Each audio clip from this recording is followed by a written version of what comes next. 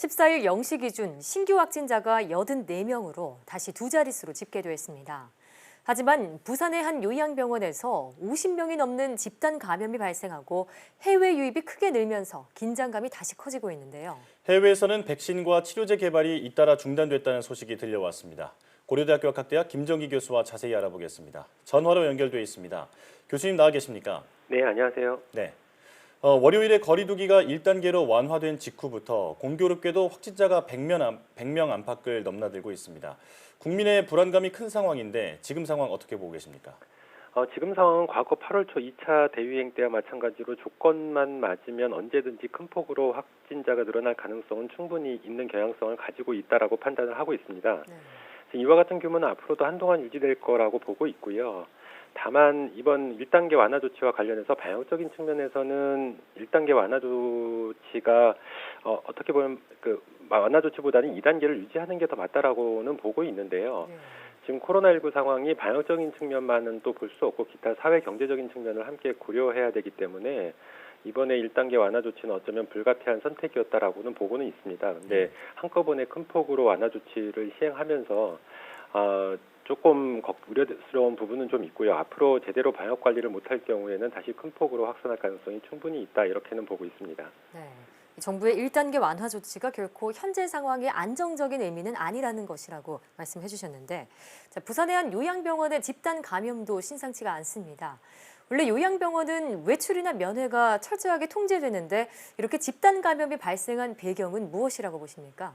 그러니까 요양원이나 요양병원 관련해서 많은 경우가 최초의 감염원이 불분명한 경로미확인 사례가 많거든요. 말씀하신 대로 외출이나 면회가 엄격히 통제되고 있는 상황에서 전파가 이루어졌다는 얘기는 기본적으로 요양원이나 요양병원 내부인 즉 관계자들이 어떤 무증상 또는 경미한 증상 감염이 있었고 이를 통해서 전파가 이루어지면서 집단 감염이 발생하지 않았나 이렇게 생각을 하고 있습니다. 예. 자, 부산항에 입학한 러시아 선박 3척에서 선원들이 무더기로 확진되는 등 해외 유입도 큰 폭으로 증가했습니다. 더구나 유럽 지역은 재확산 양상이 뚜렷한데 검역을 더 강화해야 할까요? 말씀하신 대로 지난달 26일 이후에 부산항에 입학한 러시아 선박 3척에서 코로나19 확진자가 잇따라 발생을 하고 있는데요. 네. 이처럼 해외 유입 확진자 사례가 급증하는 가장 큰 이유 중에 하나는 말씀하신 것처럼 미국이나 유럽 등지에서 코로나19가 재확산 양상을 보이고 있거든요. 예. 그렇다 보니까 아무래도 해외 유입자, 특히 과거에도 부산에서 문제가 되었던 해외 선박을 통한 어떤 감염자, 신규 감염자, 해외 유입 감염자들이 늘어나고 있는 상황인데 그렇기 때문에 검역 관리가 보다 철저히 이루어져야 된다 이렇게 보고는 있습니다. 예. 기본적으로 선원들이 하선을 하지 않으면은 국내로의 전파 가능성은 크게 낮은데요. 예. 따라서 하선 신청을 하는 선원들에 대한 어떤 진단 검사가 철저히 이루어져야 된다라고 생각을 하고 있고 진단 검사에서 음성이 나온다고 해도 감염 초기에는 PCR 검사로도 잡아내지 못하는 경우가 많거든요. 예. 그렇다 보니까 적어도 하선을 한 선원에 대해서는 승선 전 재진단 검사를 할 필요가 있다. 네. 이 이유는 재진단 검사에서 양성이 나올 경우에는 이 하선한 선원들의 행적이나 동선을 추적해서 어떤 추가적인 지역사회 전파를 막아야 하기 때문에 그렇고요.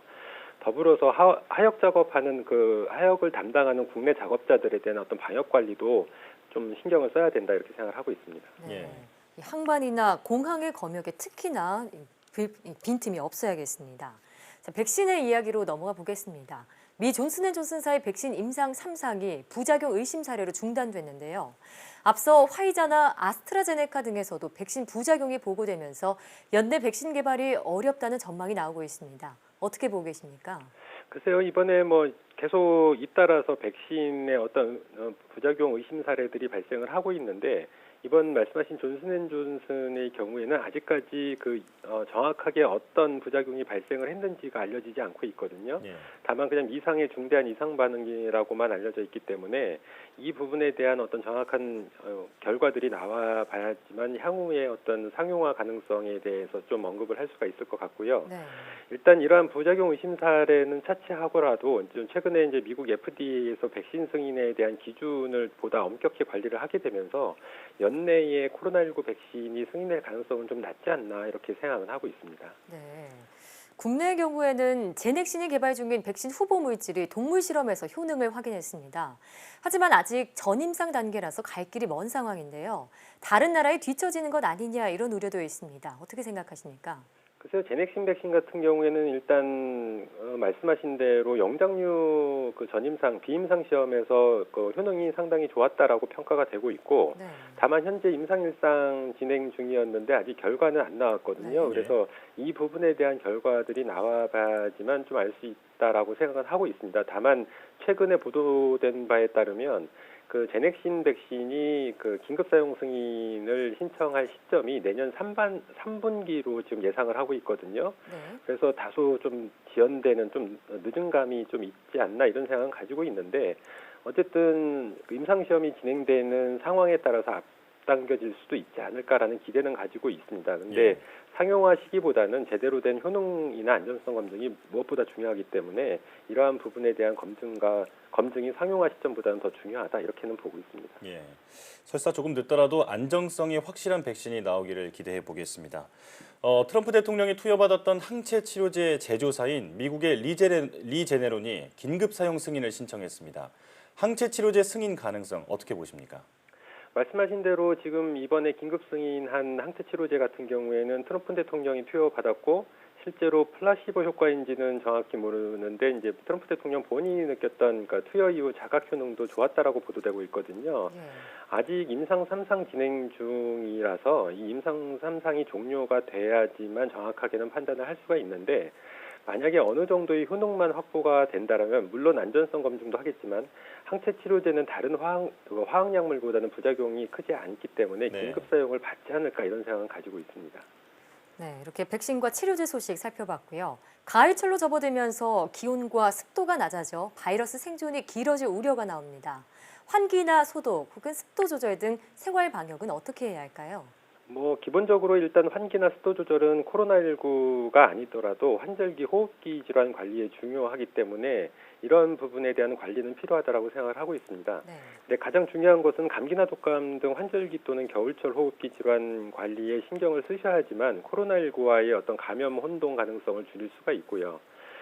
그렇기 때문에 환절기 면역력 관리에 보다 세심한 주의가 필요하다 이렇게 생각을 하고 있습니다. 예. 그래서 면역력 관리를 위해서는 잘 아시는 것처럼 몸을 피로하지 않게 하는 게 가장 중요하고요.